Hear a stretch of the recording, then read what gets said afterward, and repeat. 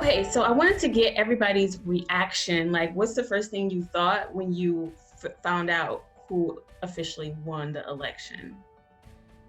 Josh. I took a breath. I just breathed for a second, and then I started holding my breath again because I knew it wasn't over. It's still technically it's not going to be over until January 20th. You know, Trump's going to try every little tactic he can. They all keep backfiring, and he's running out of options. But starting tomorrow, he has to start letting Joe Biden start the transition process. Ed, what was your first reaction to the election, or did you even keep up with it? No, I did care.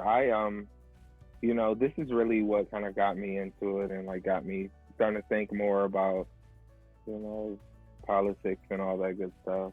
And honestly, I was surprised that Joe Biden won. I was like, wow. Really? And I voted. Yeah, I voted. And but I was really, really surprised that Joe Biden won because, I was just surprised. I was really surprised that the Republicans didn't take Michigan.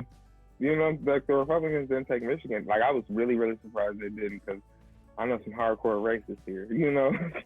Hardcore. So you were telling me how your roommate, I believe you said he was a Trump supporter, and he's kind of do you talk politics with him? Did you get his reaction to it? So I don't know. I kind of have a way where you could spot a Trump supporter because they didn't want to talk about politics. So it's either you didn't want to talk about politics or you had nothing good to say about Donald Trump.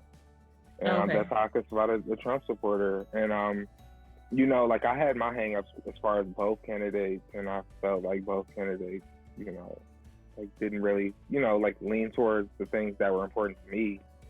But overall, white supremacy and, abuse against women and, just some of the other rhetoric that he would preach. And I would see the way it would just embody and embolden these, people out here in the streets. And that stuff makes me feel unsafe going on there. Hi, Felix.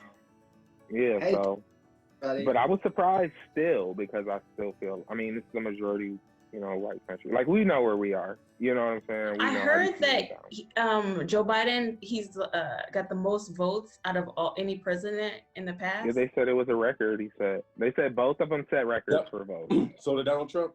He got the second most votes. It's very disturbing how half the country, or he even got more votes than the last time. They said it was an absentee votes. I'm not surprised. Yeah. I'm not surprised about the vote count. I'm surprised about the turnout. Right. I'm not. The Civil War never ended. It just became a Cold War. Never ended. And it's still going on. Felix, the question I asked Josh and Ed is, what was your first reaction when you found out who officially won the election? Wow, for me it was first of all, it was so much suspense during this night, and it went back and forth. And first of all, I thought, oh yeah, it pretty much looked like a safe win for Joe Biden. But then as the night progressed, it got tighter and tighter. And when I found out that Biden in the end won, it was much relief, much happiness. Those were the most permanent feelings that I had, a lot of relief and a lot of joy, and watching people on the streets dancing, celebrating. I didn't see that. Wow. It was really, really awesome. And I was like, wow. Again, it showed it was this feeling like America finally is back. And there was some kind of pride that we could see everywhere in the world. And people who weren't even so much interested in American politics had the feeling, wow, now we can trust again in American leadership. I know. I felt like people were holding their breath that night. Yeah. All over the world. Yeah. My reaction was, okay, what's next? I didn't even have time to think about, oh yeah, I'm happy or relieved. I was just like, okay, what are we gonna do? You know what I mean? I feel like, what are the policies that I want to see, since Joe Biden is supposed to be a better candidate, a better president? What is he gonna show us to tell us different things that you want to see in the first 100 days of Joe Biden's presidency? Student loans. Something need to happen now. Our generation, the ones that they tricked into going to universities and getting these tens of thousands, hundreds of thousands of dollars in student loans, we got them elected. That's us. Half the people I worked with in almost every organization are millennials. 1980 through 1997. The That's articles us. They got him and elected. news that I've seen recently is, oh, that's not going to be fair for the people that didn't go to college and don't have student loans. I'm That's sorry, my okay. audio went out for like the past 2 minutes. Like They don't have tens of thousands of dollars in student loan debt. I have 80,000. I'm more debt than this house I live in is worth. Wow. That's facts. That's all. I mean, let me not get too rude. If you chose not to go to university, that was your choice, just like it was mine to choose to go there. Now, everybody didn't have all the same options. We weren't all presented with the same opportunities. I did very well in high school, so I had a little bit more opportunities. I didn't have to take out as many student loans as I did. I did because I went to a university that was a PWI, and I didn't want to go to the other schools that I was offered a little more money at. That was my choice. Did you get a graduate degree too? No, I'm working on that now. Okay. So in the first 100 days, Ed, what do you want to see? What policy do you want to see? In the first 120 days, I don't have any expectations for presidents. Like, I don't expect anything from our president, period. You know, I just expect. So regardless who's in there. But there are some things, like Joe Biden, like this is the thing about Joe Biden. And like Democrats specifically, even when I was listening to the Barack Obama interview on the Breakfast Club, you know, like they just talk about Black people like the only thing that we are is like poor criminal drug dealers. Like the only thing they talk about is criminal reform, more job. Like I got a job. I don't need no more jobs. I don't have no felonies. I don't even know anybody who's a criminal. Like there's just like the things that Joe Biden says, like he literally makes it seem like all Black people are just like one like monolith or whatever. And I don't appreciate that. So it's like if the only thing that you're gonna do is like criminal reform and like whatever, like all that stuff is great and we do need it, but that doesn't really apply to me.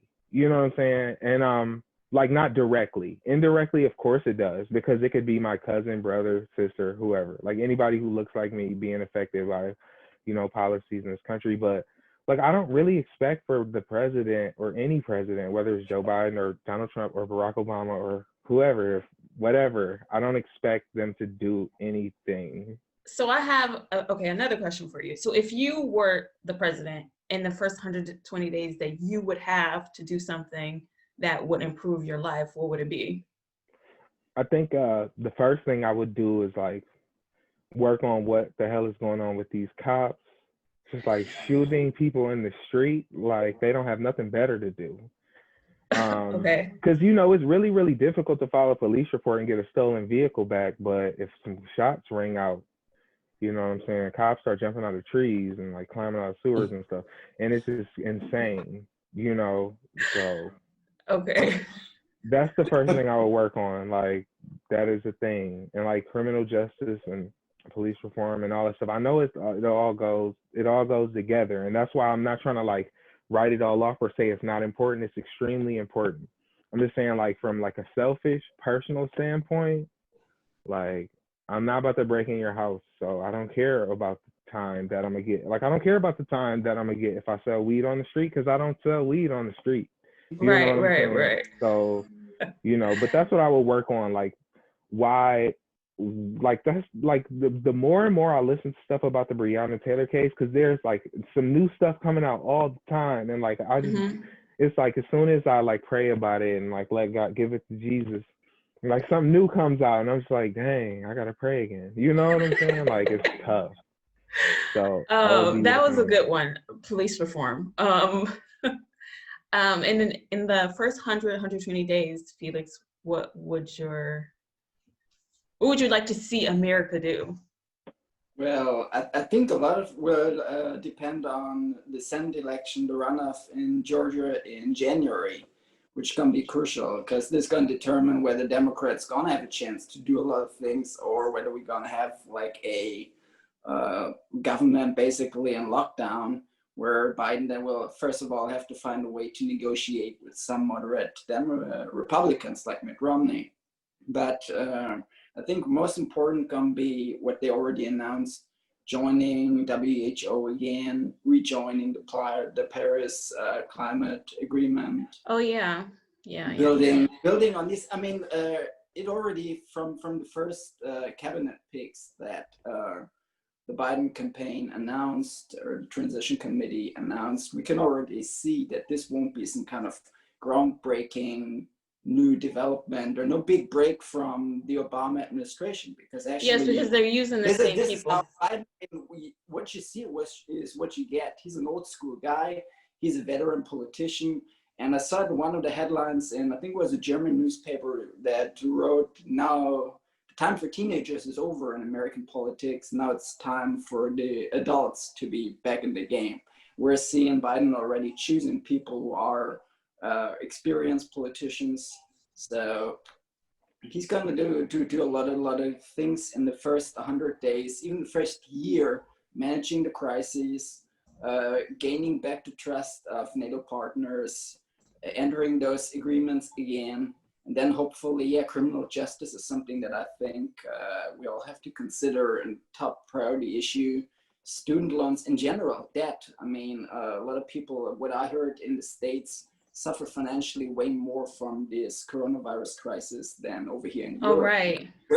Isn't there? On top of everything, you got corona. So there has to be some kind of real, whether we call it Green New Deal, whether we call it stimulus package, there needs to be like some substantial stimulus to make the economy continue to grow after we come out of this crisis. The first thing I would do in the first 120 days, I would try to reconstruct the system as far as voting is concerned. So for example, mail-in votes will be a federal thing across the board. And I would make voting a holiday, like a public holiday. So you get, I think we can take like a certain amount off. of time off to go vote without being. And it would be a paid day off. Yeah. And it would be a paid day off. So Like I would I would try to pay attention to the nuts and bolts of the system, because trying to like do things when the car is actually like not functioning really well in the first place, I would try to focus on the engine. Like, it's just hard to figure out like specific policies that these people want to do, and like detailed outlines of what's going to happen. It's just like a timeline and all that stuff. And I guess that's the way it's supposed to be. You know, I don't know if it's just like unpredictable like that. It seems like it shouldn't be like that. If we have people determining what's about to happen, like we should. I know. I feel like the news, the media determines the election before we even cast our vote. Yeah, but I feel like it's supposed to be like that now. Like, I feel like the way that they're, like Joshua was saying, like we're talking about like corporatized, you know, media and capitalism. You know what I'm saying? So ultimately, like, people are going to push their own agendas, and at the end of the day, like, it's about the money. So, right. You know, but yeah, I get my news from wherever. You know, like I listen to the Breakfast Club every day, and I found myself like looking into the stuff that they were talking about, and so I had to stop listening to that. You know what I'm saying? I had to stop listening to some of the other people who, you know, kind of like base their commentary off of politics, just because I wanted to get the information from the politicians. Right. You know, and I didn't want to like go into it like leaning one way or the other. So. Did you learn anything new? Did you think that it was interesting? Because I didn't know Barack Obama was on the Breakfast Club. How was that interview? It was cool. Like the main thing that people were making a big deal about is the fact that Charlemagne asked him, like, you know, I think it was either Charlemagne or DJ Envy, but they said, like, you know, a lot of Black people criticize you because you didn't do anything specifically for the Black community. And they said he kind of like danced around the question and was just like, yeah, you know, like politics is just like a balancing act, and it's hard to give one group something without giving another group something. So he's like, you give the Black men something, and the white women are like, just like, what about us? Like, we're oppressed too. And then everybody wants to be a minority, you know. So he's like, you know, you can't make everybody happy, and they just kind of left it at that, you know. So. Nice. Yeah, because I stopped watching the Breakfast. Well, I never really watched the Breakfast Club. I thought it was just like too goofy to show me God. So it was never. Yeah. So Felix, where do you get your news? Multiple outlets. Found a new great service offering American TV where you can get even here in Europe all mainstream channels from ABC, Fox, NBC, CNN.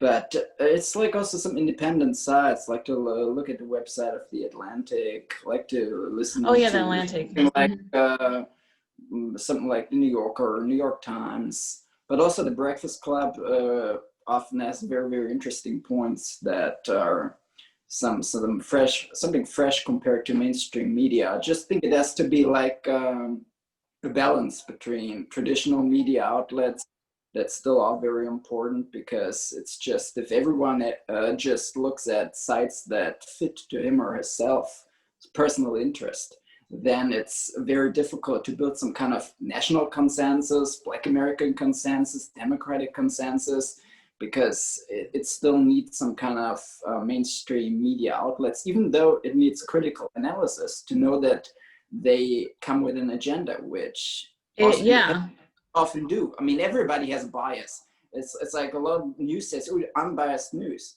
There is no unbiased news, because we all people come with some history. We are people who have a set of values, a set of interests.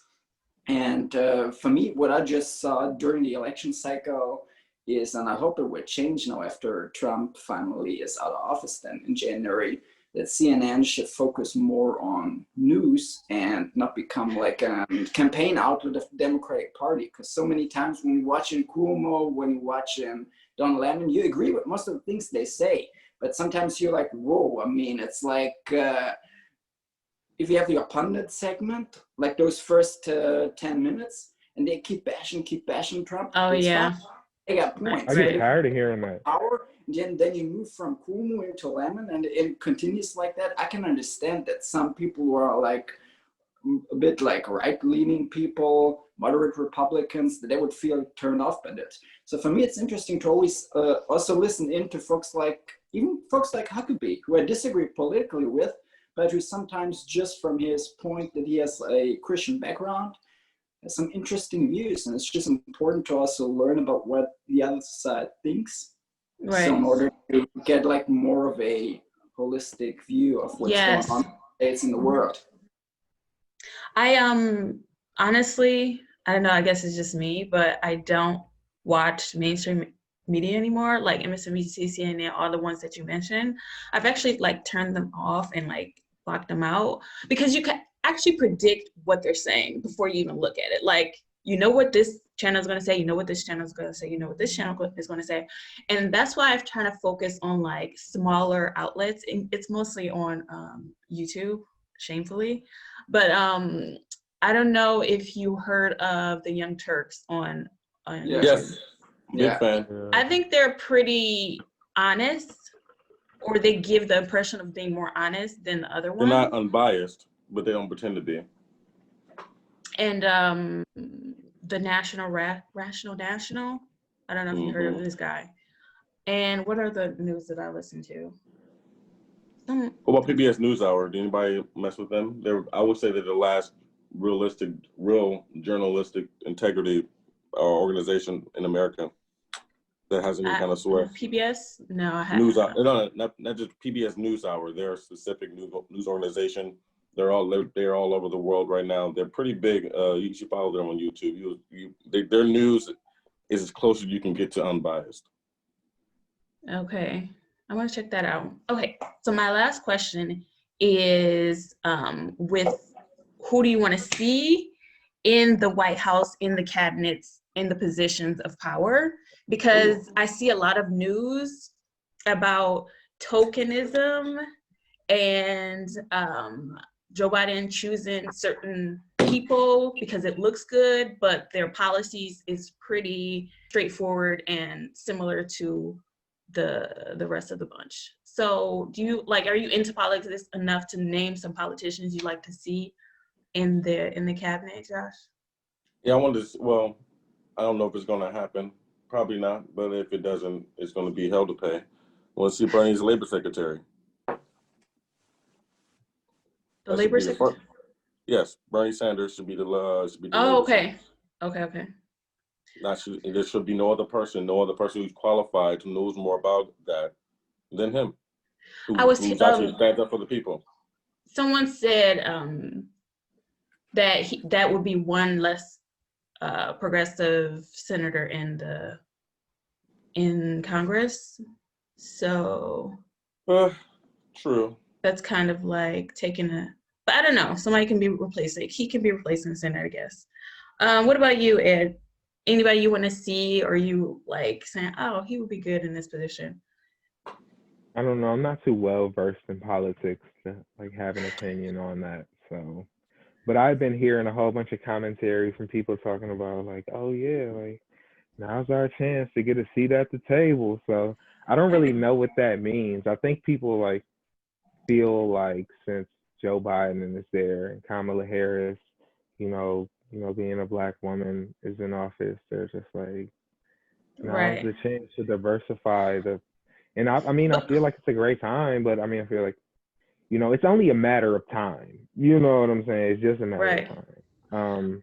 Because Barack Obama was the president, and I guess that was our seat at the table too. So I don't think a vice president, female of color, would be that much of a revolutionary thing. They went to college together. They knew each other. I think it's extremely important. You know what I'm saying? Like, just as a black man, like it feels good to see that. You know what I'm saying? Like that's something I could tell my daughter. Symbolism is important. Representation is important. But past that, I think that's where people are at, like the more substantive, And you, Felix, do you have anybody in mind for you want to see? There's a large list, but most prominently what I've heard as a rumor is that Simone Sanders, remember we were talking about Simone Sanders? Yeah. Yeah. And she seems to be like top pick for White House press secretary, and she'd be like the first African American. Yes, that's what I want to see. And that I can imagine her doing this in an awesome way. So Maria was excited about this. And then I just hope that Biden finds experts. So for me, it was kind of like, I thought about this, how insane it was that the Trump administration, I won't talk too much about them to give them so much room, but they had a doctor in their cabinet, a prominent doctor with Dr. Ben Carson, who before he was talking about pyramids and corn. Right. He was beloved. They had movies on Netflix about his life. He was very well recognized. From Detroit? Did you hear anything? Did you hear anything from Ben Carson on coronavirus? No. And he was housing secretary. I mean, you have a doctor and he's not secretary of health. He's secretary of housing. And this is something I expect from Joe Biden. Find good guys who have military experience, put them in the veterans department. Find somebody, I don't think Fauci is interested in a career in politics anymore, but respected people with like background in how the healthcare system works, how we can make it more inexpensive, more affordable for the general public, and put them in the right position. But otherwise, I think Stacey Abrams deserves. She deserves a lot of credit for turning Georgia blue. I would never have thought that Georgia would have been. Stacey Abrams, for sure. Can I be real with you? But she didn't work alone. I heard that she had a lot of help. Can I be real with you? Yeah. It's making my job really easy right now. That's what I got to do for 4 hours a day until January 5th. I'm calling in Georgia voters. Oh, yeah. And yes, it's Georgia, but it's not as bad as I thought it was going to be. Just get Jeezy, man. Huh? Just get Jeezy. No, but but still, people don't even know outside of Georgia who John Ossoff and Reverend Warnock are the people we need to get elected so Joe Biden can do his job right. That's what they need to be doing a better job of, letting people know who those two people are. They need to do a better job letting themselves be known.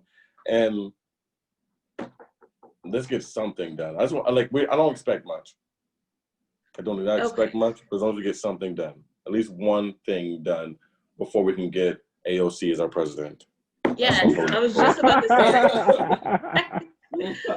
Josh, you really believe that? When? Huh? But- Whenever she's eligible. But not right after Biden. Yeah, Biden only wants one term. He says this. Yeah, but He's gonna be then like 85 when he obviously- gets done. So we have a minute left. I just wanted to thank you guys for coming. God bless y'all. Going into the new year, I hope y'all are safe and, you know, spend some time with your families. You know, Yes. just think about the things that you are thankful for. I know we probably have to spend this New Year's in the house, but, you know, it's all good. And, you know, it's always. Because I heard the United States is like blowing up for with Corona. Thank you guys so much. I'm going to upload this video. Thank you. You're welcome. Oh, yeah. Thanks for inviting me again. I'll see you guys next time.